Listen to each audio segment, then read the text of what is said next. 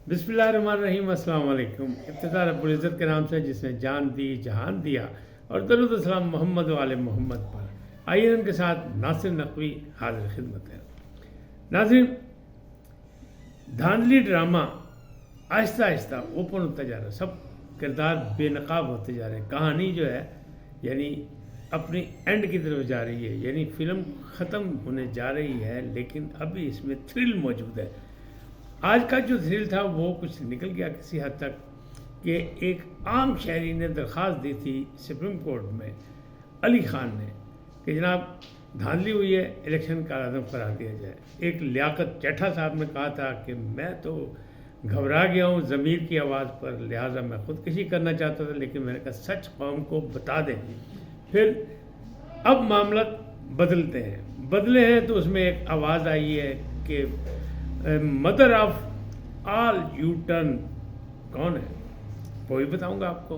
और एक और भी आवाज़ आई, सदा बुलंद हुई कि तहरीक इंसाफ की नई रेड लाइन कौन है, यानी उन्हें अपनी रेड लाइन तब्दील कर ली।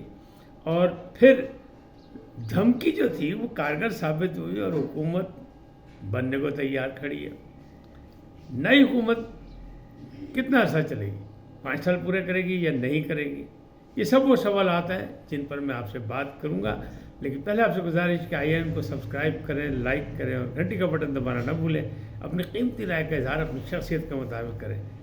जी नाज़रीन, एक रिक्वेस्ट है आपसे कि आप थोड़े हैं या ज़्यादा हैं, मेरे लिए बहुत है, यानी मेरे व्यूवर्स जो हैं, आप जितनी भी हौसला अफजाई करें बहुत है, क्योंकि मैं वो रेटिंग वाला नहीं हूँ और मैं वो डॉलरों वाला नहीं हूँ कि मुझे कोई लालच या कुछ है। मैंने सारी ज़िंदगी जर्नलिज्म की है और हक सच की बात की है, कोई बुरा मना या नहीं है। बड़े बड़े लोग बड़े बड़े अजीब व गरीब रिमार्क्स भी देते हैं, लेकिन मुझे कोई फ़र्क नहीं पड़ता, इसलिए कि मैं इज्तिमाई कौज़ की बात करता हूँ, मैं पाकिस्तान की बात करता हूँ, मैं कौम की बात कर रहा हूँ, मैं जमहूरियत की बात कर रहा हूँ, मैं तरक्की और खुशहाली की बात करता हूँ।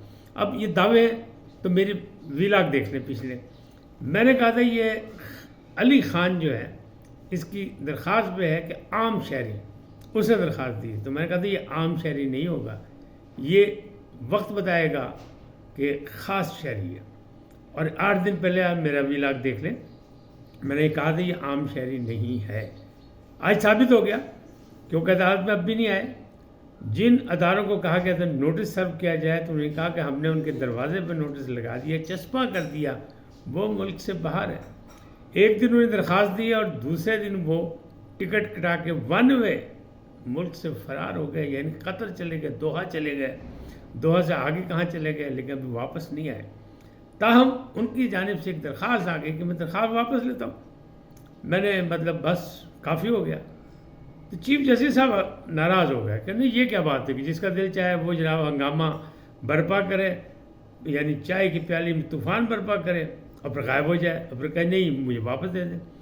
तो आज जो मामलात हुए, चीफ जस्टिस के सामने 3 रुकनी बेंच था, मोहम्मद अली मज़र और साथ थी मोहतरमा मुसर्रत हलाली और फ़ायज़ ईसा साहब उसके सरबराह थे। तो वहाँ पर बातचीत हुई, तो वहाँ अचानक वकील से जो बात हुई, तो सारे सरकारी जानिब से अदारों ने तो बता दिया कि ये बात ऐसे हुई, वो बंदा मिला ही नहीं, और वो कौन है उसकी रिपोर्ट मांगी उन्हें कि ये है कौन।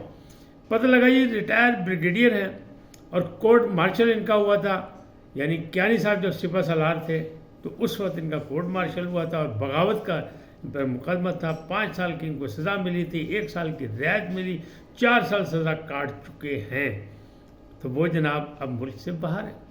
अच्छा, एक अचानक इस वक्त जब ये बातचीत चल रही तो रोस्टम पे हमारे दोस्त शौकत बसरा साहब आ गए। उन्होंने कहा जनाब आप कौन? उन्होंने कहा मैं वकील हूँ। उन्होंने कहा वकील हैं, ठीक है, लेकिन आप तशरीफ़ रखें। फिर उनसे पूछा कि फिर वो आ गए, वो कह लगे मैं कुरान लेके आया हूँ। उन्होंने कहा कुरान किस लिए लेके आए? उन्होंने कहा मैं हाई कोर्ट का वज़ीर हूँ। तो पहली बात ये कि जनाब अपनी कुर्सी से बैठ जाओ, इसलिए कि हाई कोर्ट का वकील जो है वो सुप्रीम कोर्ट में नहीं पेश हो सकता। नंबर 2, आपका ताल्लुक़ है इस केस से। तो उन्होंने ज़बरदस्ती उनको बिठाया गया और वो कह लगे मैं कौमी असम्बली का मुंतखब मेंबर हूँ और बड़ी पार्टी का मेंबर। जब बड़ी पार्टी का उन्होंने कहा तो उन्होंने कहा भाई तो बिल्कुल एक साइड तो होकर बैठ जाओ, क्योंकि यहाँ सियासत नहीं खेली जा रही है, कानूनी है, कानूनी जवाज़ है, कोई कागजात हैं, चीज़ें हैं तो लेके आ जाए। वो बात नहीं हुई। तो عدالت کی جو رہنمائی کر رہے تھے یا تجاویز دے رہے تھے یا معاونت کر رہے تھے وہ تھے پاکستان بار کونسل کے صدر شہزاد شوکت۔ تو شہزاد شوکت صاحب نے مشورہ دیا چیف جسٹس کو کہ ان صاحب کو، علی خان صاحب کو بھاری جرمانہ کیا جائے اور یہ درخواست نپٹا دی جائے۔ 10 لاکھ کی انہیں تجویز دی، لیکن بہرحال جب بات، قصہ مختصر کہ جب بات آگے بڑھی کچھ نہ نکلا تو چیف جسٹس آف پاکستان نے سزا سنا دی 5 لاکھ روپے کا جرمانہ۔ اب 5 لاکھ روپے جرمانہ ہے، یہ کیسے وصول ہوگا، کیا ہوگا، یہ تو عدالت جانے، لیکن علی خان جو ہے وہ ملک سے باہر ہے اور وہ باقاعدہ پی ٹی آئی کے ہمدرد ہیں اور سابق سزا یافتہ ہیں، ان کا کورٹ مارشل ہوا ہے۔